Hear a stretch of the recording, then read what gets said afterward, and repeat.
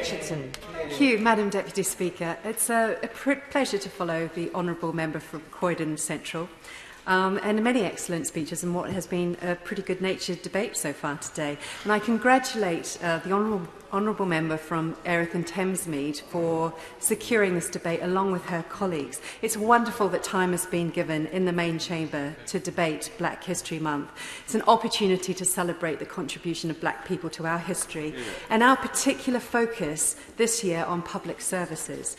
I would particularly like to acknowledge the contribution of our BAME community in our national response to COVID, especially working in our NHS, their service and their sacrifice. One of the petitions attached to the debate today is about teaching Britain's colonial past in schools.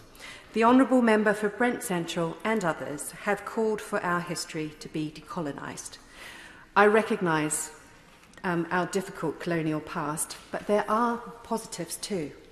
As a proud colonial, I stand here today to highlight my own history, which I would not want to see rewritten or whitewashed. In the 1851 census, my great-great-grandfather, Levi Stanton, is recorded aged 13 as a chimney sweep in Lincolnshire. In 1883, he boarded the Rangatiki with his family, including my very young great-grandfather who nearly didn't survive the journey. He took an enormous risk to find a better life for his family. This is not a unique story, it's a global story, and it's not limited to race, gender, or class. He was part of building his country of New Zealand by laying drains and being a member of the Voluntary Fire Brigade. What did that mean for me 5 generations later? A childhood in a rich, diverse melting pot of culture in economically challenged West Auckland. The member for Newcastle upon Tyne Central said Black people have the best music. I agree. My musical heroes of the 80s and 90s came from the US and the UK, and many were Black.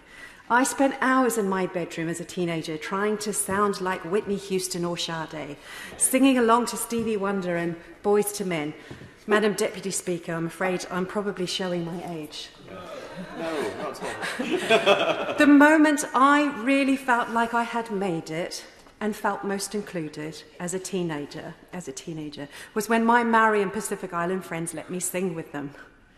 Everyone is looking to feel like they belong, regardless of gender, social class, and enjoying culture and music as a fine way to achieve that inclusion. I'm now a British citizen and a Member of Parliament, a journey from chimney to chamber. And I'm regularly asked by women out there who my female role models are.